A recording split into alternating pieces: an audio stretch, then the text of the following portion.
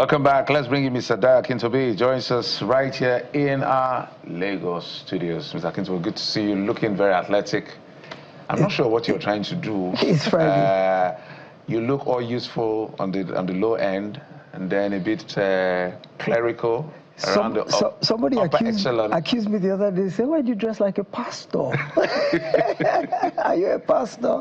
I said, not yet. Maybe in my retirement, yes. Is that a retirement plan? Possibly. Good plan. Good morning, Nigeria. Good morning. I wish we can just continue laughing, but some of the headlines is leading with things that is not a joke. Serious, heartbreaking stories. And New Telegraph is where we'll start off from. New Telegraph newspaper is where we'll start off from. That is leading with in Borno, scores of terrorists killed as troops foil attacks on military formation. So a few brave, gallant soldiers paid the supreme price. Mom on brigade commander's fate. Don't be discouraged. Wary, Tinubu tells military. Again, caught jails another Boko Haram victim 9 years after 10 years in detention. So you can see it's a mixed bag. On one hand, we have our people being killed. On the other hand, we have our soldiers paying the supreme price. We also have them killing terrorists. So what do you make of, I'm sure there's certain persons in our audience who are they're just desensitized on one hand. Some are just, they can't take it anymore. What do you make of all these stories? Yeah, it's one step forward, two steps back. On the one hand, you hear the cheering news that some Boko Haram people were neutralized, and that's cause for happiness and joy. But on the other hand, you hear that some of our troops paid the supreme price. And I think the Defense Headquarters has actually confirmed that some of our troops were actually lost their lives and paid the supreme price in this latest attack in Borno. And the president has issued commiserations and is mourning the loss.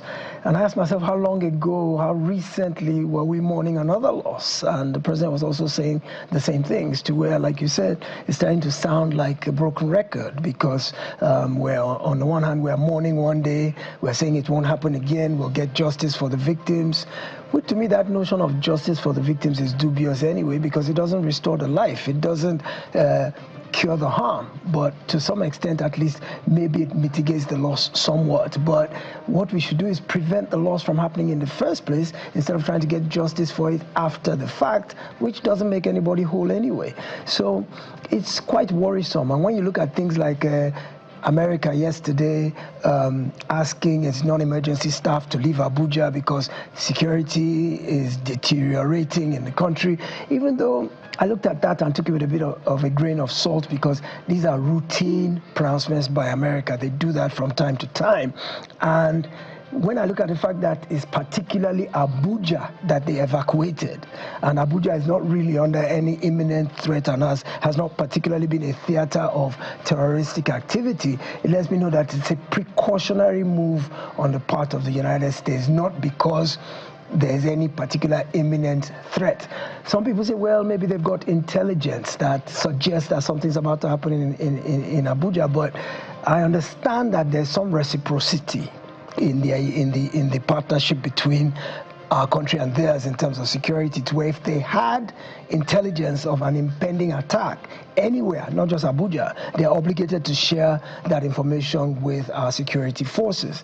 So I don't think that is any particular cause for alarm, but that's not to say that the insecurity is not spiraling out of control, and we're actually getting tired of mourning every other day and commiserating with families of lost ones. It's even all the more unconscionable and heartbreaking and tragic when it is our fighting forces that are involved. You know they put their lives on the line for our country. You know that when they took that oath to join the military, they knew that their lives were at risk. But when you see avoidable deaths, especially of those who are defending the rest of us, when you see situations that expose them to unnecessary danger. When I say unnecessary, what I mean is this has been going on for too long.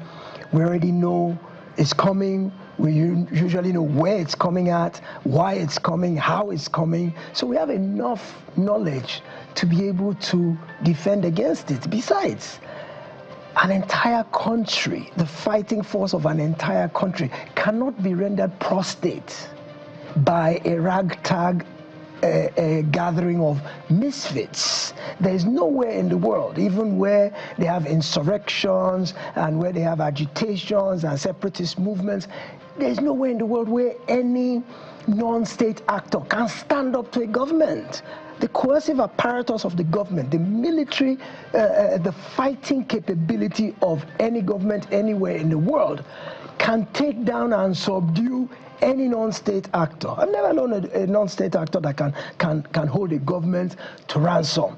So there's got to be a political or other dimension to this engagement that we are not aware of. It's got to be more than simply just some people terrorizing the entire country and we don't have any answers to them. Just before we leave the New Telegraph, there's another story I want you to speak to, just beside the pictures we're seeing, where TEC is raising alarm, saying fuel may hit 2,000 naira per litre. Of course, given I was checking the numbers, it dropped to less than $100. It's getting back there.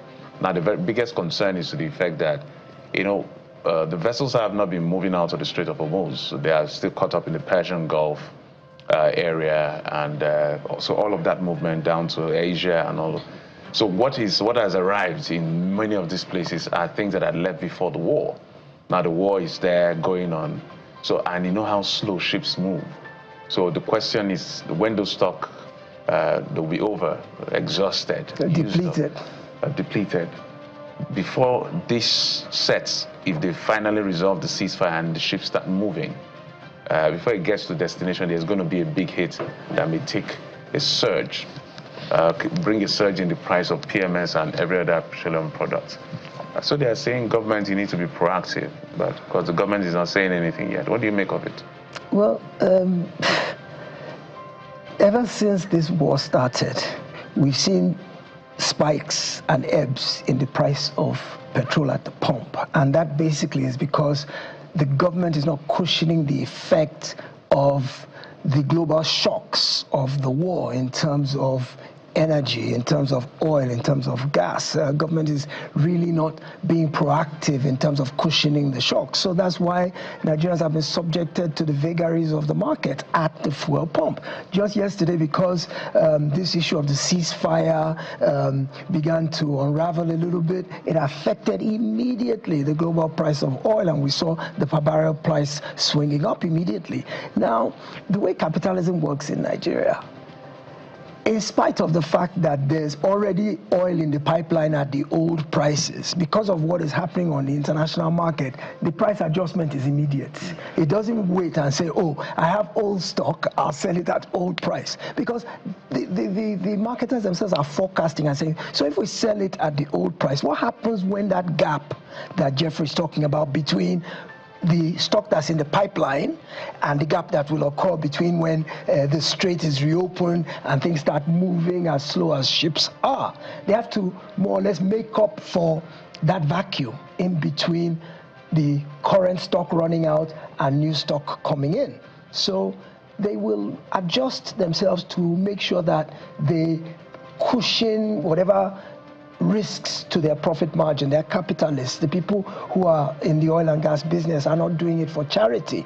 That is the government's role, is to look at that supply discrepancy and try to mitigate it for the citizens. Well, I look at the government and I say, well, look, ever since 2023 that this new government came in, and the two major reforms were announced on the very day that the administration was inaugurated. Since that day, government revenues have increased. But we've not seen it translate into a meaningful change in the cost of living of Nigerians. So if after close to 3 years of having more money in government's coffers, poverty is increasing, money in our pocket is buying less, there's more of an economic squeeze on the ordinary Nigerian, I don't see how we can now have expectations of government that at a time when something unexpected has happened and it's a global crisis that we can use as a crutch, that, oh, well, this is not our fault, we didn't remove subsidy, we didn't eliminate a parallel market, this is not our doing, we have no control over this, so how can you be expecting that we can do anything to help you? So I look at it and I say, in a situation where it was self-inflicted, government didn't do anything for the people. So how do we now expect that at a time that something is happening that has nothing to do with that government, we can have expectations that they will make things easier for the Nigerian people? Look, every man for himself, God for us all. You better sort yourself out or else I feel sorry for you. That's very clinical and sounds like, we're between the devil and the deep blue sea. Absolutely. Speaking of more money in government's coffers, The Guardian does an enumeration for us this morning, and it would interest you to note that you're paying more for a number of things, but the question is, are you getting the required benefit, for which you expect government to deliver on? How government squeezes masses to fund bureaucracy inefficiency. And under that, there's a quote that captures a sense of the reportage. Under the current administration, Nigeria has seen a strategic shift toward revenue harvesting, resulting in a sharp upward revision of fees for essential government services like passports, driver's licenses, and education, transforming basic entitlements into significant financial burden for citizens. Take a look at, the illustrations also under that quote.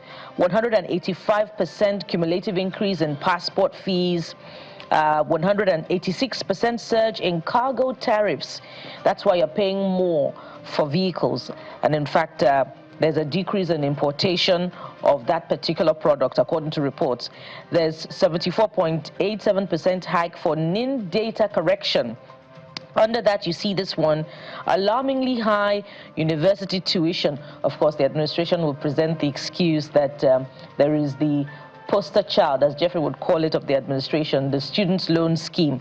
But that has consequence, as we see here. And there's also driver's license cost revised, 15,000 to 21,000. Mr. Kitobi, what are your thoughts on all of this? Of course, there's apparently, as The Guardian puts it, a harvesting of revenue from these areas of services provided by government.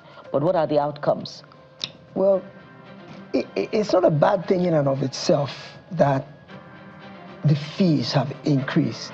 But then we wouldn't complain if, as the fees increased, the quality of the services increased, which was government's excuse for increasing the fees to begin with. They said, well, look, of course, because cost of inputs have gone up, there's middlemen touts who extort individuals, and of course, there's the idea that, if we increase the fees, we can deliver better service quality. So the dichotomy now simply is that we're paying more for just about everything. Like you said, passport issuance, driver's license, number plates, changing the data on your NIN. I hear that even things like air freight coming in, the duty or whatever it is has been increased on all that. Problem is, service delivery has not improved. It still takes you ages, in spite of all that the Minister of Interior has said. You still go through a very cumbersome process to get your passport and to get it within a very short amount of time. If there's an error on your NIN, for example, your national identification number, to get it corrected, in spite of the humongous fees you have to pay, you still jump through hoops to get it corrected. To get a number plate to your vehicle, you're paying astronomical amount of money. But like I said, if you're getting the service and you're getting it efficiently, nobody would particularly, okay, people would complain a bit, but we'd go about it grudgingly. You know how Nigerians are. We're resilient people. We'll moan and we'll groan, but we'll adjust.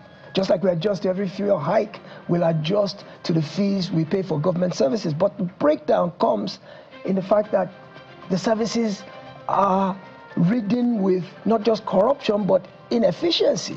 And that is what is leading to the idea that the hike in prices are not commensurate with service delivery. So it makes it look like government is more interested in harvesting the revenue from these services, which government exists to provide. That's what a government exists to do.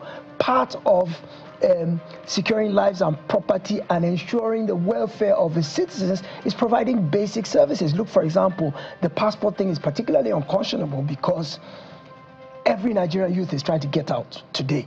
So passport issuance is about the #1 government service that is in high demand. Total, completely high demand. First of all, the fact that Nigerians are even trying to leave the country is a failure of governance to begin with, as far as I'm concerned. It's based on the fact that government has not been able to improve the lot of the ordinary Nigerian. Is what makes the overseas more attractive, makes it look like a greener pasture to young people, because there's an absence of hope for them here. So if now there's that massive demand on things like passport issuance, you hike the fees and you say they should pay almost double or triple what we used to pay, but you're not delivering commensurate services. That to me is a failure of governance, and that's part of what some civil society organizations who said Nigeria is at the brink of collapse. That was one of the things they particularly harped on, was the fact that there's insecurity. Number 2, there's economic strangulation. And number 3, they said the inefficiencies of governance. Partly corruption, partly incompetence, partly nonchalance, actually. It's like, who could be bothered? It's business as usual. But at least don't squeeze Nigerians any tighter than what we're already going through. Already economically, it's harsh for everybody. Now imagine that basic government services, basic, you now have to pay so much more at a time when the money in your pocket is buying less. It's not a good situation all the way around. There's a lot to chew on when it comes to the Nigerian state. Yes. Bukola, you have the next one. Yes, and the next one, I hate to disappoint you, Mr. Kitobi, is in the same breath. Let's take a look at the Vanguard newspaper, and it leads with something rather concerning. And, you know, sometimes you would say, okay, this concern is just in major cities of the country. But I doubt that that is the case if you went round to some cities that are not necessarily the major capitals. Take a look at the Vanguard newspaper. Special report, that's how it's titled at the top. And the sub-headline says, cutthroat rent hikes worsening Nigeria's housing crisis. How landlords, estate agents exploit hapless tenants with arbitrary rent fees. Why rents are skyrocketing, what Nigeria must do, low incomes, high building costs, weak mortgage system. Others fingered 550,000 housing units needed yearly to overcome 15 million deficit in 10 years. Mr. Kitobi, I'd like you to speak to the experience of Nigerians here in this regard. Yes, Lagos is particularly terrible, and I'm sure all around the country as well. Everybody's experiencing this, and you just have to put it in the sphere where, put the blame squarely where it belongs, and that is simply because of a shortage in low to medium cost housing, which is government's duty to provide. I mean, as a private landlord, you know what it costs you to put up your property. You know how much you're paying in land use tax. You know how much you're paying in waste management fees. You know how much. So it's almost very difficult to ask a private landlord to control the rent in terms of what he's willing to charge, because it costs him money to put up his property. But government has a role to play in what they call social housing. And I remember particularly in Lagos in the 70s when Lateef Jakonde was governor of Lagos State, and there's no way you go in Lagos today that there's no Jakonde Estate and Jakonde bus stop, because in the 4 years that he was governor, he made sure that he built low to medium income houses, and they weren't distributed just to political cronies and friends of the government in power. There was open balloting where ordinary Nigerians were able to procure 1, 2, 3 bedroom flats according to their ability. And they were given a scheme where they could pay for it little by little without necessarily a formal mortgage scheme per se, which the mortgage industry in Nigeria hasn't really been fleshed out to the point that ordinary Nigerians can walk into a bank, put a 5% down payment and get a 30-year mortgage on an existing property or one they want to build. It's not that straightforward or simple yet. So there's a deficit in housing. There's something to be said for rent control. I do believe that landlords shouldn't be able to double or triple rent overnight. I do think that there should be some measure of control. But at the same time, I don't think you can totally regulate private housing based on the fact that landlords or property owners invested their money and they know what rate of return that is adequate recompense for the risk that they have taken. So it all falls down in government again, falls on government, that social housing is a key component of the dividends of democracy that government is supposed to deliver. So I see some governments trying to provide housing, but the truth is ordinary Nigerians are priced out of the housing, out of the units that government is providing. Okay. Ordinary Nigerians are priced out of it. Yeah, before I let you go, Mr. Akintobi, just if you can do this in 1.5 minutes. Yes. This Nigeria. Yes. Lassa fever fatalities rise in Nigeria according to the NCDC. 167 deaths recorded so far, another 663, that's 663 cases confirmed across 22 states. We've been playing with this Lassa fever like it's something to toy with, and slowly it's been seeping into our consciousness that this has epidemic potential, and we need to ramp up defenses against this thing because it is a scourge that can spread virally. It can multiply very quickly, and it's something along the order of toxicity of even COVID if it gets into the population. But we seem to not have taken it very serious. We've been hearing Lassa fever for the last year and more, and I haven't really seen any major health initiative to combat it. So perhaps media needs to play a bigger role in terms of making a lot more noise about the fact that this thing could be a big problem if it's not quickly addressed. So Akintobi, as always, thank you so much for bringing your expertise and insight into these issues that bother all of us, whether it's health, whether it's national security or governance in general. My pleasure always. Thank you for not bringing up ADC and scrambling my brain for the weekend. Well, because that issue is so complicated. We'll now. Resume next week okay. With that matter. Have a lovely weekend, Nigeria. Because it looks like it's not leaving anytime soon. Because the case is still in court. Yes. Certain things have to be. Well, for now, just one. Okay. And, there's another one. I think they filed another mandatory injunction. So, so many injunctions.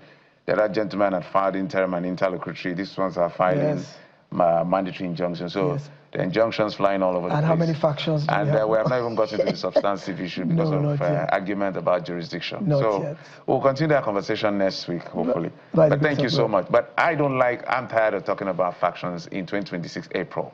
I want the parties to be stable so that we can compare and contrast who has a better plan for Nigeria. Absolutely. Thank you, sir. My pleasure always. Akintobi, as always.